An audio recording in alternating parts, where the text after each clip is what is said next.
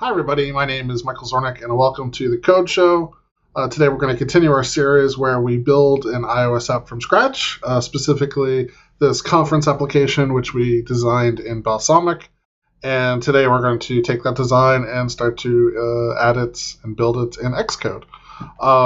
So without further ado, I'm going to launch Xcode and we're going to create our new project. Some apologies, I am on a kind of a slower machine today, so Xcode might take a little bit extra time to kind of do its thing, but we'll get through it. So when you start Xcode off, of course you get to build a project based off of lots of templates. So we're going to build an iOS application, and we're just going to start with single view application. It's the simplest kind of template they offer, and you get to choose in your stuff here. So first things first, what do we want to call our app name? I don't really have a final name for it, but for now I've actually decided I was just going to call it Red Arrow, and that's kind of taking off the visual symbolism of kind of like a compass and kind of like how a compass directs you where to go. And for organization name, we'll just put in Code Show. Why not? And the identifier is actually tv.codeshow. And we're going to build it in Swift. And we're going to include unit test and UI test. We're not going to use core data, at least for now. So we'll hit next. And it asks us where we want to store it. For now, we're going to store it on our desktop. And I'm going to create the Git repo by hand, just to kind of show you how that works. So we're going to create that. Now, the first thing you might want to do with a new application is kind of just run it, just to make sure that, everything worked. When building a lot of mobile applications, I like to use the iPhone 8 simulator.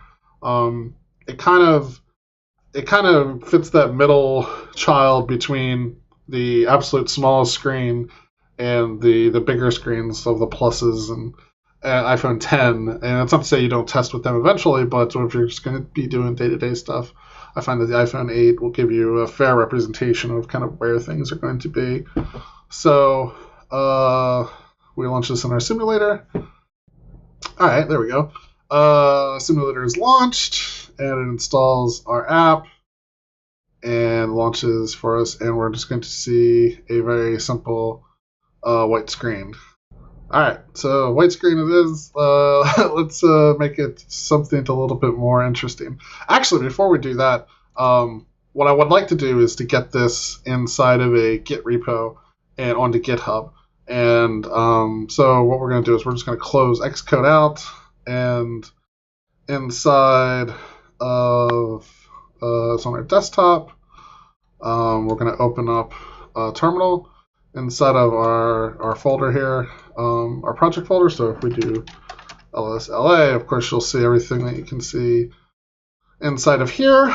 And what we're going to do is we want to create a Git repo and host it on GitHub. So I'm going to go to my website, and this is the Code Show TV organization. So we'll create a new repository name called Red Arrow, and we'll make it public.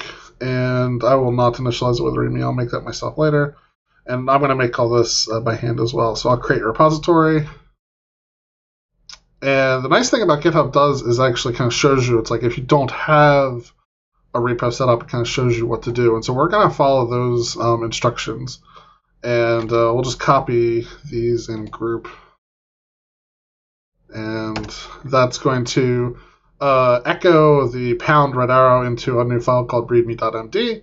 It's going to initialize a Git repo, add that file, the readme file, to the repo, and then it's going to commit that file as our first commit. So that's what commit-m does.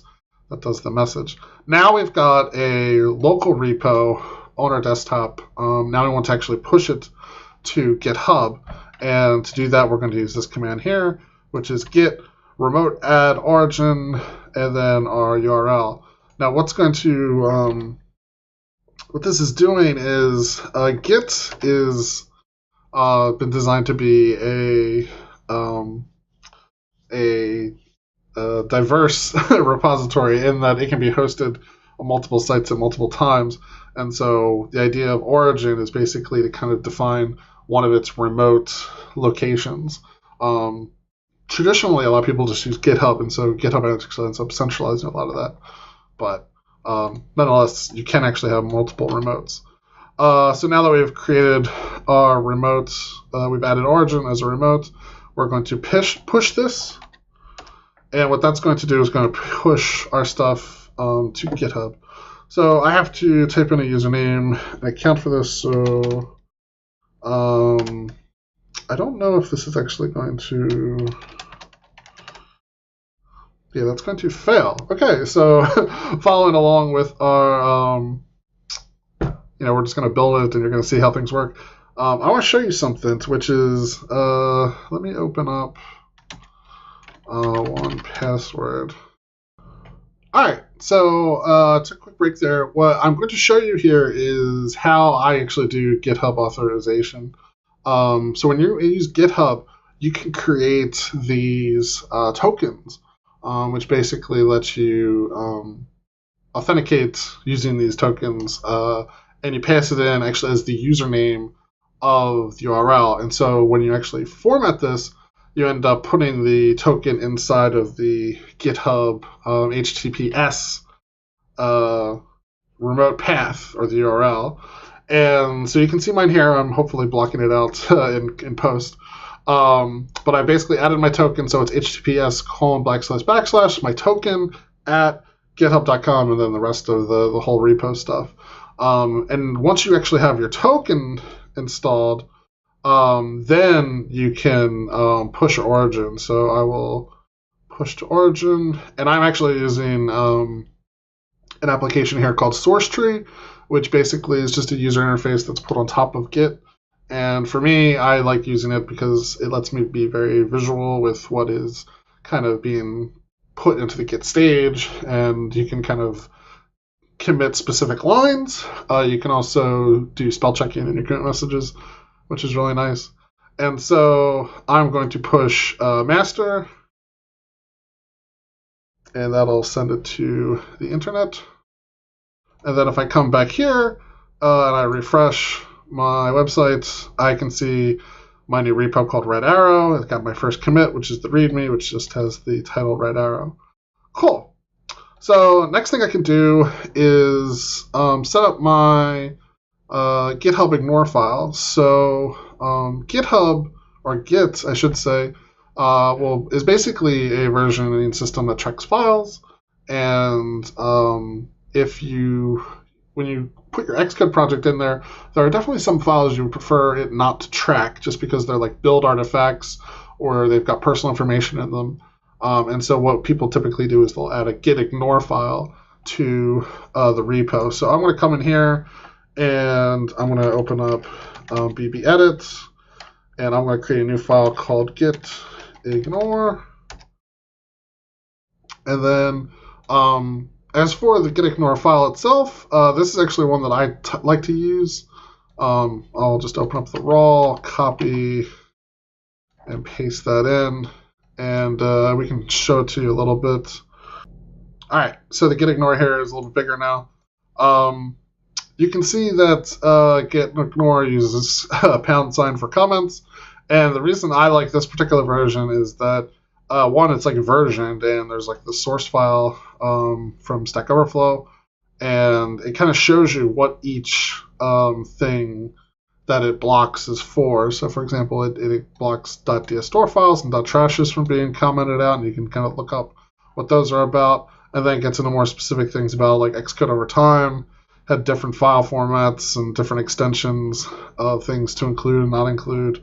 And then if you ever have any of your own stuff at the bottom, like later on you might be working with CocoaPods and you may choose to or not to commit those to the repo, you can include those there as well. So I will save this and I'll close it, and I will go to my source tree and I'll add my .gitignore file, and I'll just say commit adding git ignore. And I'm just going to push it to master right away. Now, with the git ignore, there were no files that were blocked, so this is just basically the default new project, and so it's kind of nice just to commit it as is on day one. So, new iOS project from Xcode 9.1. And I mentioned 9.1 just for kicks. Doesn't really matter. I think the actual official version of Xcode at the moment is 9.2, but I haven't updated yet. So we will commit that, and that'll get pushed to our repo. And just to go back to the website and search, and yeah, there you go. There is our new project. Okay, I think that's all we have time for actually today, because I want to kind of keep these kind of tight. And so in our next episode, we will actually take our Xcode project and we're going to add a table view and get that working with some basic data just to make sure we kind of are comfortable with how table views work. Until then, thanks for watching, and I'll talk to you later. Bye-bye.